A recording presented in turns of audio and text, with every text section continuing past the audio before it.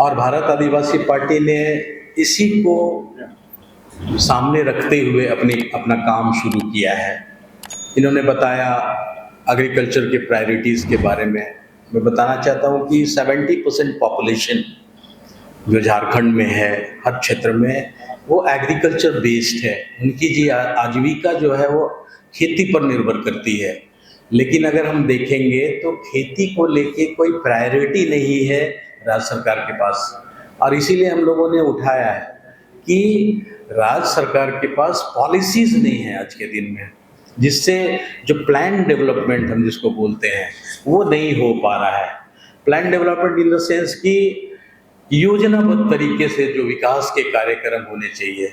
हम लोग देखते हैं बजट आता है, बजट निकलता है, कहाँ के बजट किस रूप में खर्च हो रहे हैं, उसका इम्प्लीमेंटेशन प्रॉपर हो रहा है कि नहीं, उसका क्या रिजल्ट आ रहा है, इस पर कहीं भी किसी तरह के सिस्टमेटिक डेवलपमेंट की कोई प्रक्रिया राज्य के अंदर में नहीं चल रही है। हम लोगों ने सोचा कि इस पर एक बड़ा बदलाव इस राज्य में लाने की ज़रूरत है। 25 साल हो गए और 25 साल में अगर राज्य सरकार के पास रोड मैप नहीं है डेवलपमेंट का, अगर राज्य सरकार के पास में पॉलिसीज़ नहीं है डेवलपमेंट की, तो हम विकास की कल्पना कभी भी नहीं कर सकते। कुछ नहीं करना है, सिर्फ पॉलिसीज बनाने की, ठोस नीतियां बनाने की जरूरत है। एग्रीकल्चर और फॉरेस्ट, यही तो इकोनॉमी है यहाँ की, इसी पर तो बेस है यहाँ के लोगों का। और उस पर कोई पॉलिसी नहीं है, कोई काम नहीं है, तो पलायन जैसी समस्याएं वहीं से उठ रही हैं। किसी भी गांव में आप चले जाइए, मैंने यहाँ के कोल्हान के करीब करीब गांव में मैंने दौरा किया है।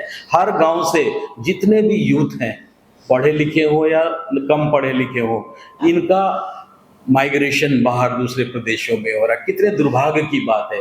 तो राज्य बना है तो इस राज्य के अंदर में डेवलपमेंट पर सोचने के लिए सरकार के पास में कुछ ये आ जाइए सुरेश जी। सबको जोहार।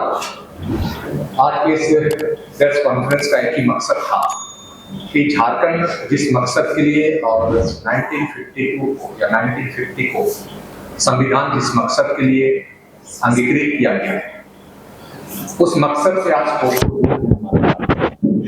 भारतवर्ष का एक ऐसा राज्य है जहां 40% मिनरल्स यहाँ मौजूद हैं। ऐसे ऐसे मिनरल्स हैं जो विश्व में कहीं पर भी नहीं है, जैसे यूरेनियम।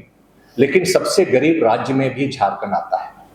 और इस झारखंड में जो गरीबी का जो सूचकांक है, आप देख सकते हैं, नीति आयोग, भारत सरकार का नीति आयोग का बोल सकते हैं, इसकी जो सूचकांक है ये 42%, 16% यहाँ का कुपोषण है, गरीबी है, बेरोजगारी है। तो इसका एक ही मकसद है कि संविधान मकसद के लिए जिन्होंने शपथ लिया था, विधायकों ने और सांसदों ने या मंत्रियों ने, वो संविधान के अनुसार इन्होंने शासन तंत्र को विकसित नहीं किया। जो भी डेमोग्राफी है, डेमोक्रेसी है, लोकतंत्र का जिसको हम बोलते हैं, जनता का, जनता के लिए, जनता के द्वारा, वो कोसों दूर है। आज भी हम सामाजिक न्याय और आर्थिक न्याय के मकसदों से दूर है, चाहे किसी भी समाज का हो, किसी भी जाति का हो। आज हम कोसों दूर हैं अपने संवैधानिक उन अधिकारों से। इसका एक ही मकसद है कि जिन मकसदों के लिए जनप्रतिनिधियों को चुनकर भेजा जाता है, इन्होंने राज्य के नीति के निर्देशक तत्वों का उल्लंघन कर और मौलिक अधिकार यानी फंडामेंटल राइट्स को न्यून करते हुए कुछ समुदाय विशेष के हित संवर्धन के लिए इन्होंने कानून बनाया, चाहे वो माइंस एंड मिनरल्स एक्ट हो या फॉरेस्ट एक्ट हो या लैंड एक्विजिशन एक्ट हो। जो भी एक्ट बना है हमारे मौलिक अधिकारों से असंगत है, जिसका हम फाइट कर रहे हैं।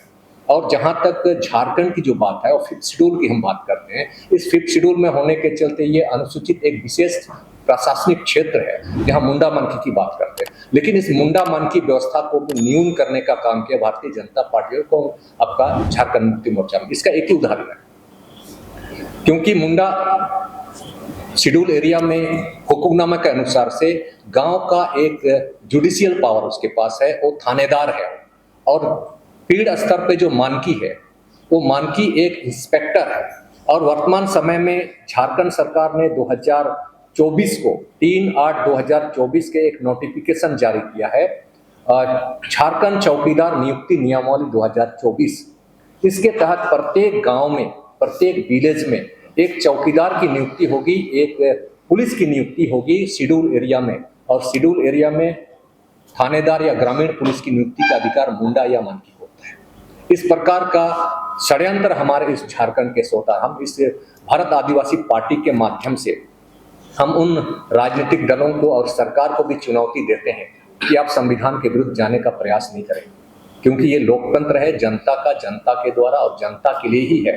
आप संविधान से बंधे हुए और 5th शेड्यूल को जहां तक उन्होंने खराब करने का काम किया है और केवल इन्होंने आरोप लगाया है हमारा झारखंड मुक्ति मोर्चा कि भारतीय जनता पार्टी बाहरी लोगों को बसाती है, ये डेमोग्राफी को खराब करती है। एक्चुअल में देखने से दोनों ही सिक्के के दो पहलू हैं। जो भी अधिनियम यदि भारतीय जनता पार्टी बनाती है उसका इंप्लीमेंट झारखंड मुक्ति मोर्चा के द्वारा होता है। कुजू डैम को देख लीजिए, जिसका मैं खुद विरोध कर रहा हूँ। 1978 में हुआ था और ये 2013 और 14 में जब हम विरोध कर रहे थे। हाल फिलहाल की बातें आपको बताते हैं, क्योंकि 2009 से 2014 के बीच में मुख्यमंत्री के रूप में अर्जुन मुंडा रहते हैं और अर्जुन मुंडा के समय में उप मुख्यमंत्री सुदेश महतो होते हैं और उप मुख्यमंत्री हमारे हेमंत सोरेन रहते हैं। 2013 में चेंज होता है सत्ता और मुख्यमंत्री बनते हैं आपका हेमंत सोरेन, लेकिन हेमंत सोरेन के समय में ही सोशल असेसमेंट होता है कुजू डैम, लेकिन कुजू डैम का कभी भी रद्द नहीं करते, जबकि ये मौलिक अधिकारों से असंगत है। और सुप्रीम कोर्ट का भी एक जजमेंट था उस समय, दिलीप बिडकॉन के साथ साथ सोमा कंस्ट्रक्शन वर्सेस झारखंड सरकार का एक मुद्दा था, जिसमें कहा गया था कि जब तक शेड्यूल एरिया है, जब तक पेशा कानून है और जब तक TSC अनुमोदित नहीं कर जाता है दोबारा, वहां पर ना टेंडर होगा ना रीटेंडर। 2019 और 24 में झारखंड मुक्ति मोर्चा की सरकार आखिर क्यों मौलिक अधिकारों से असंगत कानूनों को पास करती है? हम इसका विरोध करते हैं। आज नहीं तो कल आने वाले समय में इसका खमियाजा हमारे झारखंड मुक्ति मोर्चा को सबक सिखाना होगा। हम यही उम्मीद करेंगे कि संविधान को यदि बचाना है हमें, और यदि हमको लोकतंत्र को बचाना है, कोल्हान गवर्नमेंट को यदि बनाना है, या कोल्हान गवर्नमेंट ई स्टेट की जिसकी बात करते हैं उसको यदि बचाना है, तो संविधान को पकड़ना पड़ेगा, 5वीं अनुसूची को पकड़ना पड़ेगा। यहाँ कुछ मुद्दा नहीं है झारखंड मुक्ति मोर्चा की और जो ना ही भारतीय जनता पार्टी का। झारखंड पर मुक्ति मोर्चा अभी चाईबासा की आप बताते हैं, जिस पर हम लोग बैठे हुए हैं, कभी इन्होंने आपका कोर्ट के मामले में या आपका अधिवक्ता प्रोटेक्शन एक्ट के मामले में कभी नहीं बताया, और ना ही चाईबासा में जो 2 तालाबें हैं उसका जीर्णोद्धार कैसे करेंगे, कैसे स्वच्छ जल मिलेगा, इन्होंने कभी नहीं बताया। और ना ही कभी चाईबासा में जो लोग रहते हैं 1950 से पहले, जो खतियानी रैयत है, जो उनके पास 1903 या 4 का खतियान उसके पास है, उनको कभी भी अस्थायीकरण कर लिए कि ना तो झारखंड मुक्ति मोर्चा ने बनाया ना भारतीय जनता पार्टी ने बनाया, उनको केवल यूज किया हमारे आम मतदाताओं को। हम आश्वस्त करेंगे चाईबासा नगर के लोगों को, आप दल से ऊपर उठिए और संविधान के अनुसार जिसमें हम बात कर रहे हैं हमें सपोर्ट कीजिए। आपकी जो भी समस्याएं हैं वो समाधान होगा, बातों से हर चीज का समाधान हो सकता है। संविधान के विरुद्ध कोई नहीं जा सकता है, ना भारतीय जनता पार्टी ना हम भारत आदिवासी पार्टी। हम संविधान पर विश्वास करते हैं। एक मौका दीजिए हम लोग को, हम यहाँ पर खड़े हुए हैं आपका सदर विधानसभा से, और बालन चंपिया जी खड़ी हुई है आपका मझगांव विधानसभा से। हम उम्मीद करेंगे कि ये सत्ता का परिवर्तन आप कीजिए, हम पर एक बार विश्वास कीजिए। हम तर्कों के द्वारा सामान्य लोगों को, चाहे आदिवासी हो, दलित हो, पिछड़ा हो, अल्पसंख्यक समुदाय हो, हम सबके सामाजिक न्याय, आर्थिक न्याय और राजनीतिक न्याय के लिए हम आंदोलन करेंगे। सत्ता में जाकर के हम आंदोलन ना करके विधानसभा में हम बहस करेंगे। यदि आप हमें साथ देते हैं, मतदाता यदि हमें आशीर्वाद देंगे, तो हम विधानसभा में बहस करके जो आप जिन मुद्दों को समाज पर लड़ रहे हैं वो मुद्दे हम पालन करेंगे और उस मुद्दों के हम लड़ाई लड़ेंगे। सबको जोहार। निकन खबर को नेले लगत बनालिया हो समाज लाइव सुधरिए हो समाज, लाइक सब्सक्राइब और गेट नोटिफिकेशन वो ऑन था।